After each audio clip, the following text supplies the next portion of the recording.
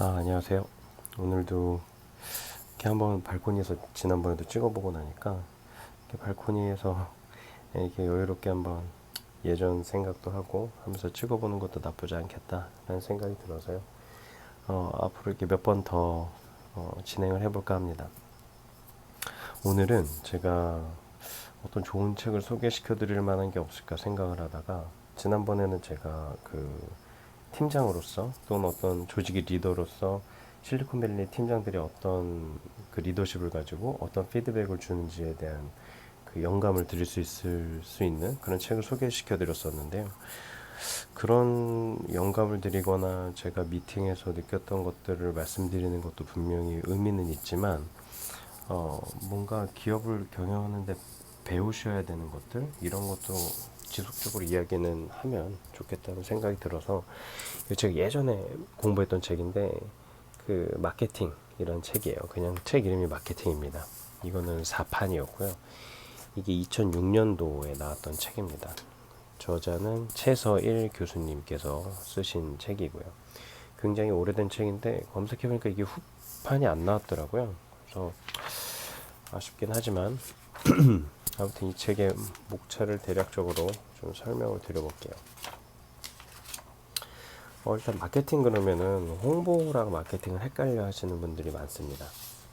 근데 사실 마케팅은 홍보랑은 달라요. 홍보는 마케팅의 일부분을 의미를 하는 것이고, 널리 알리는 게 홍보의 목적이라면 마케팅은 전반적인 전략에 가깝다라고 보시면 더 이해하시기가 좋을 것 같습니다. 일단 파트 1에서 비즈니스와 마케팅이라는 제목으로 파트 1이 꾸며져 있는데, 이 안에서는 뭐 비즈니스와 마케팅의 뭐 본질, 뭐 개념 이런 내용들이 주로 나오고 있습니다. 그래서 어떤 용어의 정의 이런 부분들이라고 보시면 될 것 같고요. 그리고 마케팅의 패러다임이 어떻게 변해 왔는가에 대한 내용도 나오고, 그 다음에 저희가 잘 알고 있는 환경 분석, 그래서 거시환경 분석, 거시환경 분석의 방법은 무엇이 있는지, 그 다음에 시장 분석, 시장을 어떻게 분석할 건가, 시장 매력도는 어떻게 분석할 건가.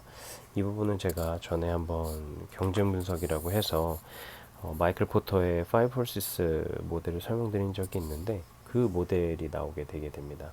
그리고 그 외에도 여러 가지 시장의 외적인 요인, 뭐 시장 규모나 성장률, 뭐 제품 수명 주기 단기 이런 것들에 대한 내용이 나오게 되고요. 그 다음에는 이제 경쟁 분석에서 경쟁을 어떻게 분석할 거냐, 그리고 경쟁자를 어떻게 분석할 건지, 이런 내용들이 나오고요. 그리고 자사 분석, 우리 회사를 또 어떻게 분석할 건가, 이런 내용들이 나옵니다. 그래서 내용 지금 대략적으로 보셔도 아시겠지만, 뭐 나중에 뒤에 가면 뭐 고객 분석 나오고 시장 세분화, STP 전략 이런 게 나와서 저희가 아는 이런 마케팅과 홍보에 관련된 내용들도 조금은 있긴 한데, 그것보다는 좀 더 범위가 넓다라는 거를 이해하실 수 있겠죠. 마케팅 믹스 이렇게 돼 있으면 많은 분들이 홍보 전략이라고 생각을 하시는데, 이 안에 지금 보시면은 제품이 뭔지 이런 내용들이 나와요. 그래서 보통 마케팅 믹스는 4P를 쓰죠. 4P 안에 들어가는 내용들이 다 필요로 하기 때문에 제품 관리, 그리고 가격 관리, 가격 결정 이런 내용까지 다 들어가게 됩니다. 그래서 기업의 전반적인 전략 내용이 다 들어간다라고 보시면 되고요. 마지막으로 촉진, 프로모션과 커뮤니케이션을 어떻게 할 건가. 이 안에 PR이 들어가게 됩니다. 이 안에 PR이 이제 들어가게 되고, PR과 광고 쪽이 우리가 알고 있는 홍보의 개념에 들어가겠죠. 그리고 마케팅 성과 평가는 어떻게 할 건가. 그리고 마케팅에 대한 응용 부분이 파트 6를 차지하고 있습니다. 이렇게 총 구성이 되어 있고요. 전반적인 전략을 다루는 책이다라고 보시면 될 것 같습니다. 되게 깊게 다루지는 않아요. 깊게 다루지는 않지만 그래도 꽤 의미 있는 책인 것 같아요. 이렇게 마케팅이라는 관점 하에서 전략을 전반적으로 다룬 책이 많지가 않습니다. 그래서 이 책은 제가 되게 좋아하는 책이고요. 되게 가볍게 설명이 되어 있으면서도 실질적인 도움도 좀 되고, 그리고 전반적인 전략에 대한 개념을 잡으실 수 있는 그런 책이라고 볼 수 있습니다. 이 목차도 굉장히 잘 꾸며져 있죠. 왜 파트 1부터 6까지 흘러가는지를 그림을 보여주시고 있는데요. 일단 비즈니스와 마케팅에 대한 시작, 이 바깥 원에 들어가기 전에 우리가 무엇을 준비할 건지 이런 개념에 대한 걸 배우고 나면 그 다음에 환경 분석을 배우고 그 다음에 환경 분석된 걸 가지고서 STP 전략을 짜고 그 다음에 마케팅 믹스, 보통 포피라고 부르는 포피 전략이 나오고 그 다음에 그것에 대한 성과를 평가를 한다. 이 개념의 이 사이클을 보여주고 있습니다. 그리고 파트 6에서는 마케팅을 어떻게 응용할 거냐 이런 개념으로 봐서 이런 원 개념으로 보통은 회사 내부에서 전략 업무를 하시게 될 겁니다.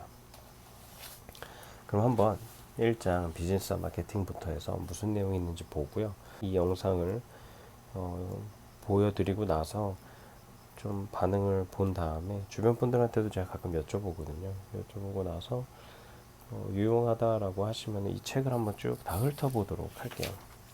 오늘 일단 1장부터 들어가도록 해보겠습니다. 비즈니스는 뭐냐? 비즈니스를 정의하는 여러 가지 개념이 있을 텐데 여기서는 비즈니스는 기업이 제품과 서비스를 생산 판매하여 이윤을 창출하는 모든 활동이다 라고 되어 있습니다. 사실 그렇죠. 비즈니스다 라고 하면은 어떤 특정 활동뿐만이 아니라 이윤을 창출할 수 있는 모든 활동을 통합적으로 다 총칭하게 됩니다. 그리고 이런 비즈니스 형태는 크게 B2C와 B2B 그리고 B2G 형태의 비즈니스가 있게 됩니다. B2C는 아시다시피 우리 기업과 소비자, 일반 소비자 간의 거래이고 B2B는 기업 간의 거래, 그리고 B2G는 기업과 정부의 관계를 의미합니다. 근데 요즘에는 이렇게 단순히 양자 간의 거래뿐만이 아니라 B2, B2C 뭐 이런 개념들도 많이 나오고 있어요. 그래서 복합적인 개념으로도 쓰이고 있는 용어들이다 라고 보시면 될 것 같습니다. 이 책에서는 비즈니스의 개념을 전통적인 앞에 말씀드렸던 전통적인 비즈니스의 개념과 조금 다르게 기업이 고객과 상호작용하여 고객을 창출하는 활동이라고 정의한다라고 쓰여 있어요. 앞에 거랑 뭐가 다른지 좀 볼까요? 앞에 거는 생산 판매에서 이윤을 창출하는 활동을 이야기를 했고, 이 두 번째, 이 책에서 정의하는 비즈니스 개념은 기업이 고객과 상호작용해서, 그래서 앞에서는 전통적인 개념은 약간 일방적인 방향을 통한 기업의 활동을 의미했다면 이거는 상호작용이라는 표현이 좀 다른 것 같고요. 그리고 이윤을 창출하는 것이 아니라 고객을 창출하는 활동이다 라고 쓰여 있어요. 이 부분이 굉장히 크게 다른 정의라고 보여지고요. 이 컨셉이 저는 나쁘지 않다라고 생각이 됩니다. 이렇게 기존의 전통적인 개념하고 다르다라고 하면 결국 이 책이 보여줄 수 있는 방향성도 꽤 의미가 있지 않을까 이런 생각이 듭니다. 자, 그러면 이 비즈니스의 주체가 되는 기업에 대해서 보여주고 있네요. 그 기업은 무엇인가? 사실 이 책이 꽤 오래된 책이기 때문에 이미 2006년도라 지금 2019년도에 보기에는 이미 어느 정도 기간이 지난 것들이 있어서 구체적인 예시들은 적절하지 않을 수 있음을 유념해 주시고 이 개념 위주로 좀 봐주셨으면 좋겠습니다. 일단 기업의 정의는 현대적 개념에서는 사회 구성원의 일원인데 이익을 추구하는 집단이다 라고 되어 있습니다. 그래서 예전에는 기업은 이익을 추구하는 집단이다 라는 문구만 주로 있었어요. 근데 어느 정도 개념이 좀 발달하면서 사회 구성원의 일원이다 라는 표현이 들어가게 됩니다. 이 부분만 해도 사실 되게 큰 발전이었어요. 이 당시에는. 왜냐하면 기존에는 사회 구성원의 일원이라는 정의가 없었기 때문에 어떤 사회 구성원으로서의 의무가 없었어요. 그냥 이익만 추구하면 되다 보니까 환경오염을 시킨다든지 부도덕한 일을 하더라도 크게 질타를 받지 않았습니다. 왜냐하면 우리는 이익을 추구하다 보니까 환경오염을 시킨 거다. 그러니까 봐달라. 라는 논리가 가능했었던 시대가 있었습니다. 하지만 이제는 사회 구성원의 일원이기 때문에 사회 구성원들이 지키는 모든 그런 의무사항은 기업도 지켜야 된다라고 우리가 가정하고 또 그렇게 주장할 수가 있게 되었죠. 이런 기업이 지속적으로 고객에게 가치를 제공하기 위해서는 혁신이 필요하다라는 개념도 또 예전에 없었던 개념이기도 합니다. 자, 그러면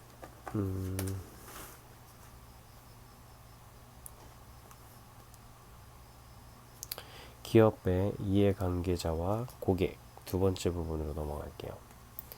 기업의 일반적인 내용은 다들 잘 아시는 내용인 것 같고요. 자, 기업에 있어서 고객은 기업을 존재하게 하는 근원이다. 기업은 고객의 필요와 욕구를 충족시켜주고 이윤을 창출한다.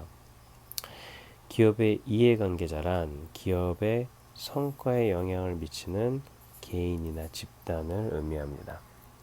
그래서 기업 입장에서 이해관계자는 고객이기도 하고 어떤 거래처 개념이 될 수도 있겠죠. 예전에는 고객은 구매자로만 한정되었었지만은 현재는 기존의 거래 대상이 구매자뿐만이 아니라 기업의 가치 사슬 단계에 참여하고 있는 모든 이해관계자를 포함해서 고객이라고 부른다라고 되어 있습니다. 그래서 우리가 전통적으로 고객은 구매하는 사람으로 알고 있죠. 근데 현대적인 이 2006년도에 나온 개념인데 아직도 사실은 지금 우리가 살아가고 있는 경제 용어 상에는 아직도 고객은 구매자로 한정되어 있기도 합니다.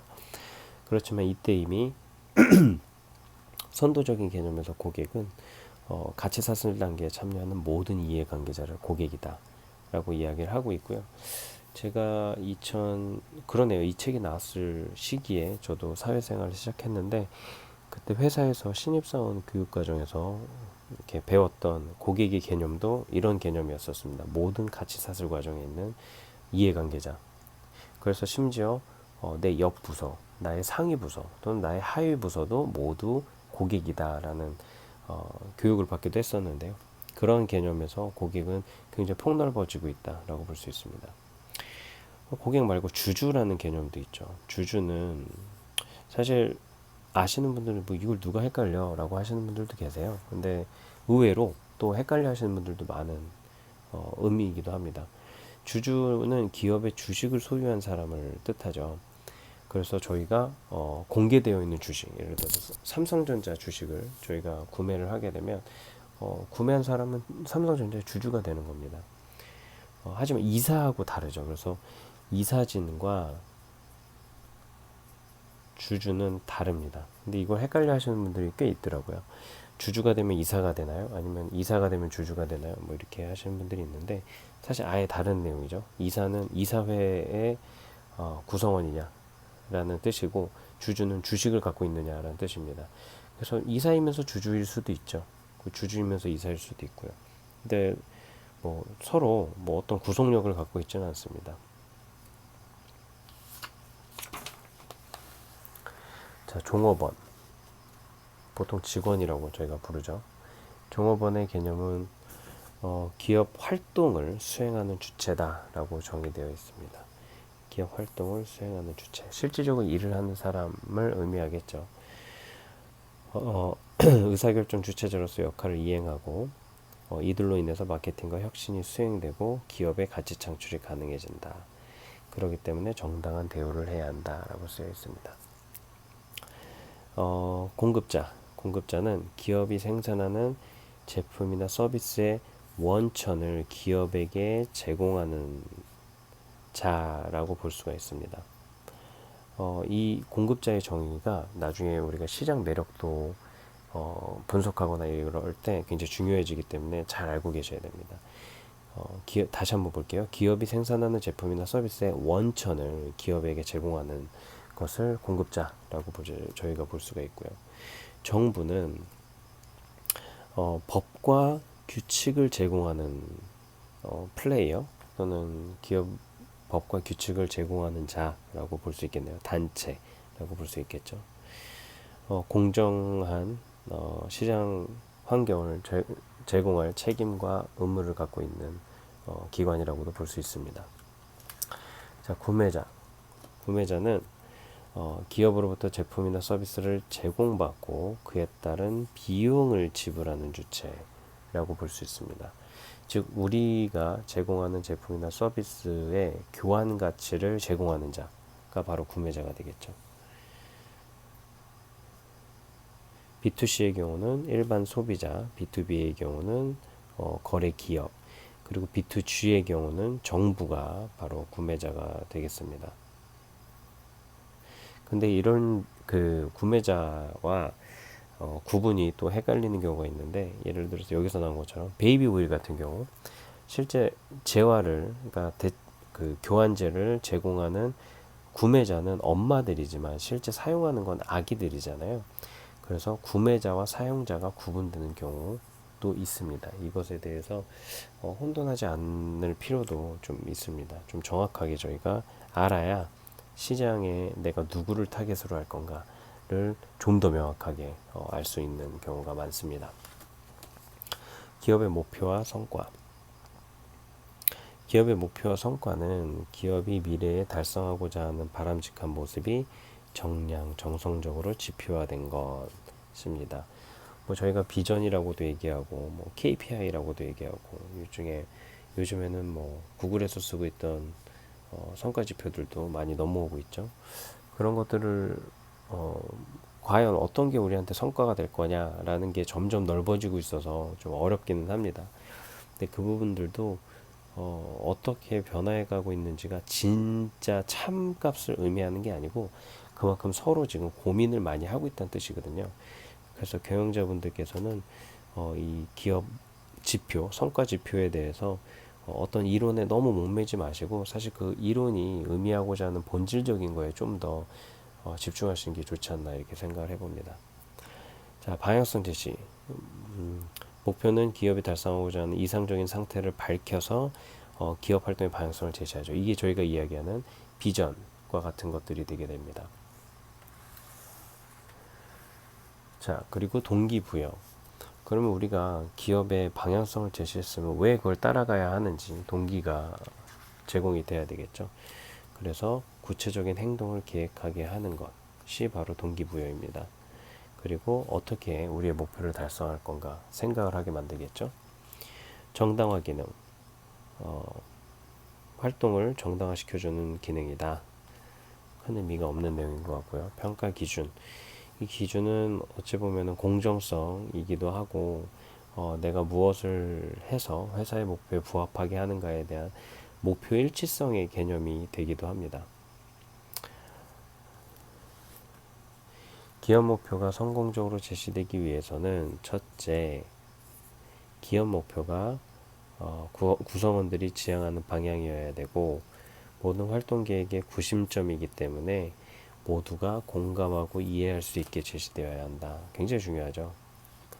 둘째, 추상적인 목표는 오히려 혼란을 가중시키므로 목표는 매우 구체적이고 간결해야 한다. 셋째, 목표는 달성 기간을 명시하고 효과적인 달성을 유도해야 된다. 넷째, 기업 목표는 수직 및 수평적으로 일관된 추진이 필요하다. 이 부분이 혼선이 생기는 경우가 상당히 많아요. 스타트업 같은 경우는 기업 목표가 자주 바뀔 수 있고 시장 환경이 급변하긴 합니다. 근데 그 급변한다라는 이유 때문에 구성원들이 공감하지도 못하게 경영자 또는 창업자 마음대로 방향성을 마구 바꾸다 보면 사실은 이 방향성이 없어지고, 그러다 보면 이 모든 이게 그냥 하나의 되게 뭐랄까요, 인위적인 프로세스를 의미하는 게 아니라 이렇게 정립된 이유는 많은 구성원들이 이렇게 해야만 공감하고 잘 따라가더라 라는 연구 결과에 의거했다라는 건 당연히 상상하실 수 있죠. 무슨 뜻이냐면 이런 걸 다 무시하고 이게 뭐가 그렇게 중요하겠어요 라고 절차를 너무 무시하고 지나가시다 보면 구성원들이 설립자나 설립팀, 창업팀의 생각의 변화를 따라가지 못합니다. 이건 누가 우월하다, 열등하다의 문제가 아니라 당연한 거예요. 직원들이 창업팀이어도 그 창업팀 못 따라갑니다. 그렇게 막 방향이 바뀌면요. 그래서 방향을 바꿀 때는 모두가 공감하고 이해할 수 있어야 된다라는 이 대전제를 항상 잊지 말아 주셨으면 좋겠어요. 이 모두가 공감할 수 있고 이해할 수 있게끔 변화했을 때에도 또한 공감시키고 이해시키는 것이 바로 이 비전을 바꾸는 사람의 책임입니다. 자, 그럼 마케팅의 개념에 대해서 이제 드디어 들어가게 되네요. 마케팅의 개념의 형성 과정에서 굉장히 여러 역사적인 내용으로 다루고 있습니다. 뭐 산업시대에는 어땠고, 전기 산업사회는 어땠고, 후기 산업사회는 어땠고, 정보화 사회는 어땠고, 이런 건 중요하지 않겠죠? 이거는 약간 학교에서 공부할 때 쓰이는 개념 같습니다. 자, 시장을 향해 모든 자원 활용에 노력을 집중시킨다는 의미와 능동적인 활동을 함축하고 있는 마케팅은 현대기업의 여러 부서 중 하나라는 단순한 의미를 넘어 기업의 생존과 성장이라는 목표 달성을 위해 행하는 모든 경영 활동의 근간을 이루는 기본 개념이 되었다라고 되어 있습니다. 이게 아까 제가 앞서 말씀드렸던 그 내용과 일치하는 내용이죠. 그래서 마케팅은 더 이상 어떤 마케팅 팀, 그래서 어떻게 판매할 거야, 어떻게 행사할 거야, 어떻게 프로모션 할 거야, 이런 일만 하는 그런 부서의 이름이 아니라 이제는 기업의 기본 전략을 총칭하는 그런 개념으로까지 성장을 했습니다. 왜냐하면 팔 수 있는 제품이어야, 그리고 아까 앞에서 나왔죠, 고객을 창출하는 것이 비즈니스다. 고객을 창출하는 방법을 고민하다 보니까 이것이 결국 세일즈 될 수 있고 셀링 될 수 있는 포인트에서부터 내려오다 보면 결국 그 방법을 지혜롭게 찾게 되다 보니 결국 기업의 전략은 마케팅 전략에서 근원된다 또는 유래된다 라고 또 쉽게 이해해 보실 수 있을 것 같습니다. 자, 마케팅의 개념에 대해서 설명해 보겠습니다. 마케팅의 기초 개념은 마케팅이라는 개념 이전에 이미 전통적으로 인류 사회는 교환에 의한 재화의 교환을 통해서 경제가 구성이 되어 있었죠.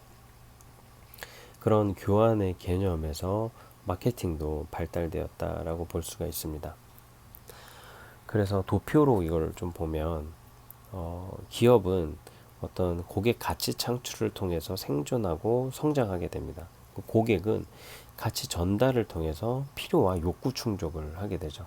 그래서 기업이 우리의 욕구를 충족시켜 주거나 필요를 충족시켜 줄 수 있는지를 보고 내가 비용을 지불하게 되고 이를 통해 나는 가치를 가져오게 됩니다. 이런 가치와 비용의 교환 과정이 바로 시장의 활동이다 라고 볼 수가 있습니다.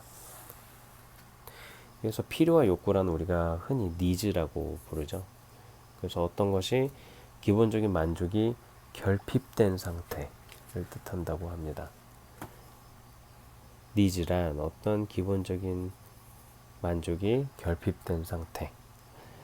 배고플 때는 음식이 필요하고 피곤할 때는 쉬고 싶다. 이것이 바로 니즈다라고 쓰여 있네요. 이건 되게 뭐라 그럴까요? 기본적인 니즈에 대한 설명이고요. 사실 니즈 그리고 원츠 이 두 가지 개념으로도 구분을 하죠. 그래서 원츠는 그냥 일반적으로 우리가 아는 모든 욕구의 형태를 뜻합니다. 여기 쓰여 있네요. 욕구 원츠는 수단에 대한 구체화된 바람. 그래서 내가 배가 고프다. 그러면은 나 불고기 먹을래. 나 오늘 피자 먹을래. 라고 하는 것이 원츠가 되는 것이죠. 그렇지만 니즈는 그 근원적인 결핍 상태를 의미해서 좀 다릅니다. 그래서 욕구, 이 욕구를 통해서 사실 왜냐하면 욕구가 기업이 만날 수 있는 고객의 요구 사항인 경우가 많아요. 저 피자 먹고 싶어요 라고 하면 피자를 사다 줘야겠다가 아니라 피자 먹고 싶어? 배가 고픈가 보구나. 이게 바로 니즈로 이어지는 것입니다. 니즈를 파악해야 잠재된 고객으로부터 우리가 어떤 밸류를 제공하고 내가 시장을 가져올 수 있는지를 전략을 짤 수 있겠죠. 그 생존과 성장,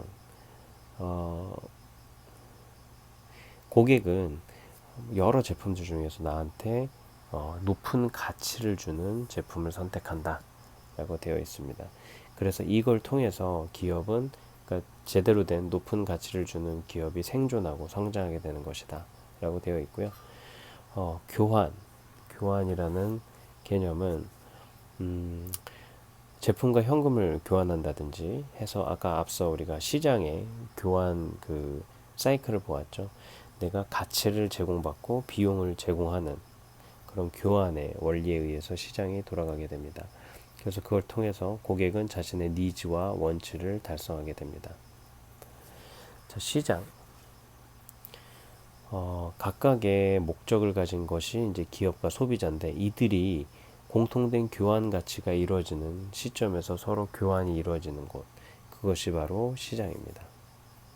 예전에는 물품의 매매를 의미했었는데, 이제는 니즈와 원치가 만족되면서 그거에 따라 비용을 지불하는 그 모든 교환의 사이클이 돌아가는 곳을 시장이다라고 보고 있습니다.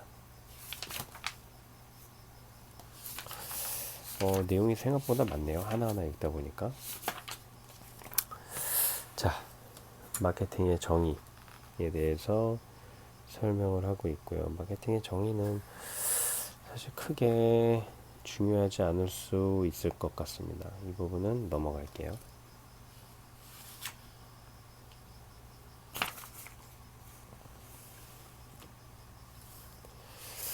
고객 지향적으로 해야 되는 마케팅들이 있다. 그리고 사회적인 마케팅 개념도 있다. 뭐 이런 것들은 이미 너무 많이 아실 것 같아서 굳이 다뤄야 될 필요는 없지 않나 이렇게 생각이 듭니다. 마케팅의 관리 과정, 요것만 한번 짚어볼게요.